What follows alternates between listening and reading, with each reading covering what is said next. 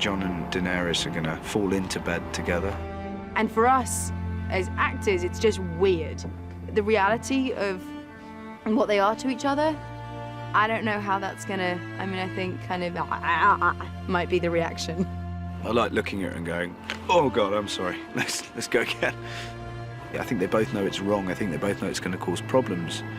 But it's that thing, when you suddenly feel that deeply about someone and you go through those events together, it's like a runaway train. You can't stop it happening.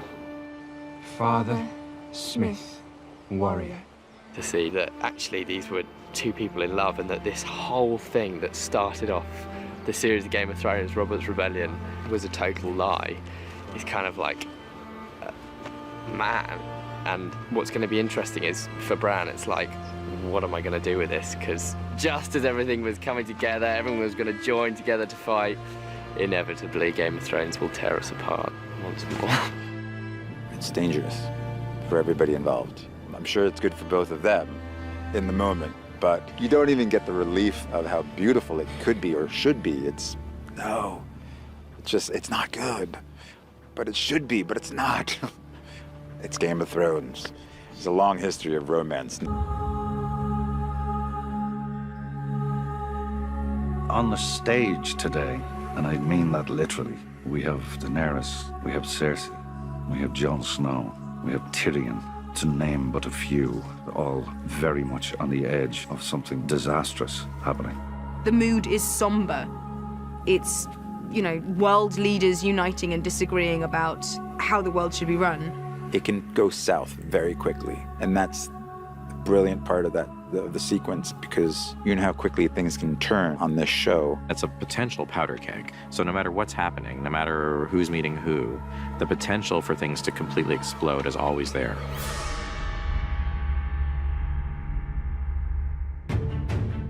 The Dragon Pit is probably one of the most essential sequences in all of Game of Thrones. Tyrion and his posse, they know they're entering a dangerous place, and they know they're taking a risk coming here. You have 60+ hours at this point of main characters who you are really invested in, and it's enjoyable to put people together who haven't been together before and see how they would react to each other. It's people becoming aware of the smallness, I think, in their nature. No matter how much they fight each other, there's a bigger threat to life than just who's on the throne. You can say to anyone, you know, this disease is coming, but until you can show them evidence, they won't get past their own smaller problems to fight the big problem. These things build over time, you know. It takes 70 hours to get to this point. It takes 70 hours for the story to allow this scene to happen. There's a momentum that's up now which doesn't stop. So that's really exciting. It's incredible because I am the new kid on the block. And I've seen these guys for 6 seasons now. And then all of a sudden being part of the scene. I think this is going to be one of the scenes of this season.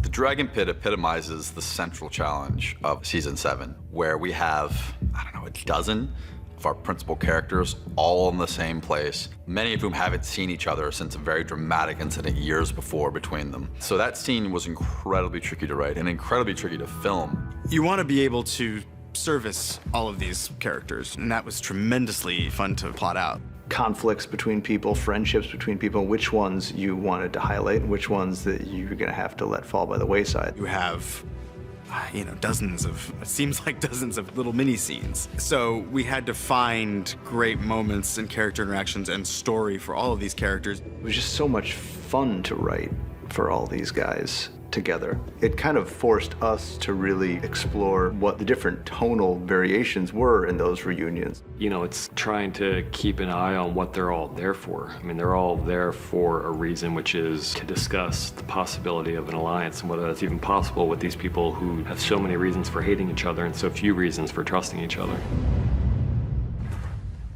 Welcome, my lords. For Pod to see Tyrion, I mean, that guy was the most important person in the world to him. He was the only person who'd given him a chance. I'm glad you're alive. There's something very sweet in it. And amongst all the big stuff, the small stuff still happens as well, and that's what adds to the texture of the show, I think. That stuff's never forgotten about. What's in there? Fuck off. There's a really wonderful moment where Brienne spies the Hound, and she realizes that she has to sort of apologize, maybe for nearly killing him, maybe. But she also brings to him the news that she knows he wants to hear, that Arya is alive and Arya's home. Oh, that was a relief. Yeah, of course. And a concern, is she all right? Who's protecting her if you're here? The only one that needs protecting is the one that gets in her way. And then it turns out that we don't need to worry about Arya, because I've taught her everything. What I love about Tyrion and Bronn's relationship is they know exactly who they are. Tyrion prods him a little bit about how much Bronn is doing things out of self-interest. Don't you worry about me. I'm doing all right. Looking after myself. Are you? Helping me to arrange this meeting wasn't exactly looking after yourself, was it? It's your head Queen Cersei's offered a bag of gold for us, not mine. Knocks on his tin heart a little bit. Knows there's something in there. It's good to see you again. Yeah, you too. You have Cersei seeing Tyrion for the first time in a long time, her mortal enemy. So the first time they lock eyes when she walks in, that's a moment. It's really awkward. It's like I know family reunions for everyone are very awkward, but let's just say the Lannisters are a complicated bunch. She's held him responsible for the death of her mother and the death of Joffrey and her father. You know, she can't really take responsibility or deal with her own grief. She has to just blame everybody else, and that's part of her pain too. Lena gives me a look that I never want to see ever again. It's, yeah, it almost flattened me. I wanted to hide. Met my brother. That was good. I had a standoff with him, which was great fun. That was great. Ignoring a very serious situation, the Hound just goes straight to him and goes, basically, you and me, pal, we haven't finished. You're getting it. There's a non-verbal 4 or 5 second thing between Cersei, Jaime, and Brienne. That's not even a line of dialogue. It's just a little mini scene built out of looks. It's sort of like one of the worst things that happens to you at school. I think it's Brienne's idea of absolute abject hell. Fighting the Hound wasn't abject hell, but a moment of having to deal with Jaime and Cersei is the most excruciating thing that could possibly happen to Brienne. She arrives with the Mountain and Jaime and the, like you say, the Kingsguard, and she's, you know, pretty fierce. And then she realizes that Dany isn't here, and that pisses her off, obviously. And then, of course, Dany arrives on Dragon. You know, I take Fashionably Late to brand new heights.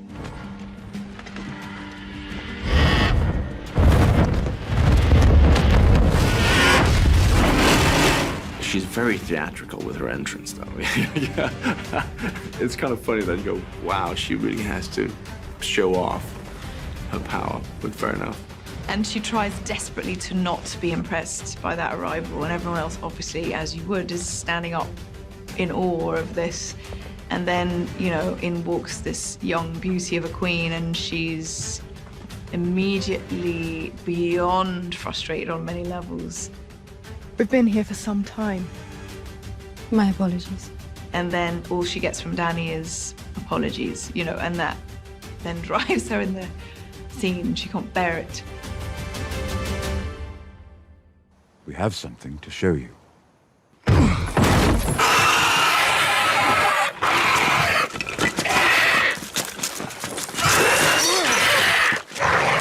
Well, for me, being a horror nerd, I was slightly giggly, so I was like, oh, my very own zombie.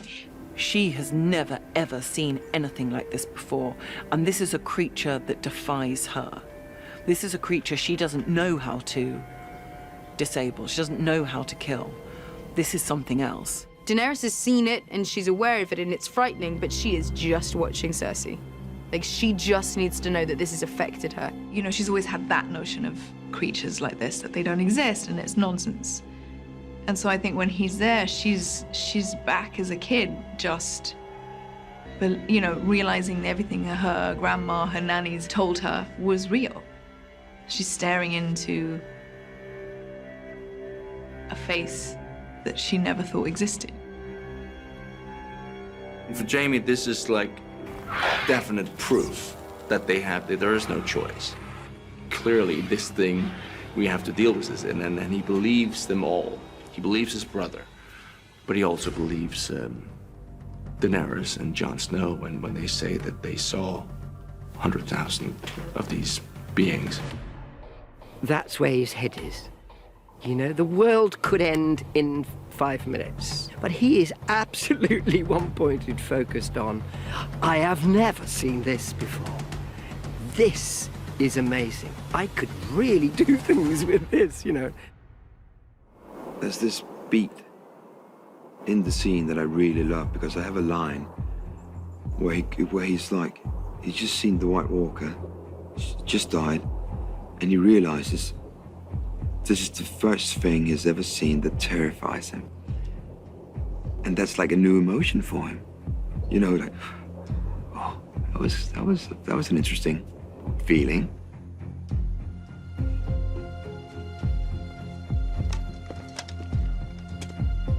I'm going back to my island. You should go back to yours. When winter's over, we'll be the only ones left alive. And then it all rests. Her dragon's death, everything rests on Jon Snow just lying. The crown accepts your truce. In return, the king in the north will extend this truce. He will remain in the north where he belongs. He will not take up arms against the Lannisters. He will not choose sides. They've got a plan of action. And then it all kind of falls apart with Jon's honor again. It's like, come on, dude. Like, it's all you gotta do. Just this one time, just tell a fib, and he can't. He just can't. Like, that was the bad move. That was a bad choice, but thanks so much. I am true to my word. Or I try to be. That is why I cannot give you what you ask.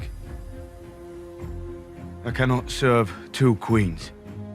Tyrion, knowing his sisters so well, knows that that's not going to go over well.